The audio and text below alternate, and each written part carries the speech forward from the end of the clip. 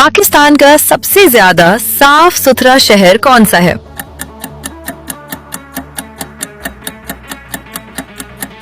सही जवाब इस्लामाबाद।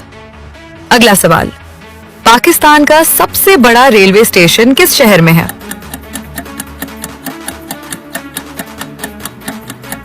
सही जवाब लाहौर। अगला सवाल, पाकिस्तान में सबसे ज्यादा नमक किस कौन से निकलता है?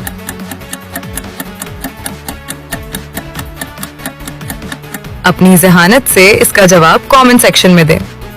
अगला सवाल, पाकिस्तान का सबसे ज्यादा कहवा पीने वाला सूबा कौन सा है?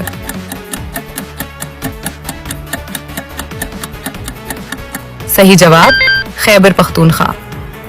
अगला सवाल, पाकिस्तान की सबसे गहरी झील कौन सी है?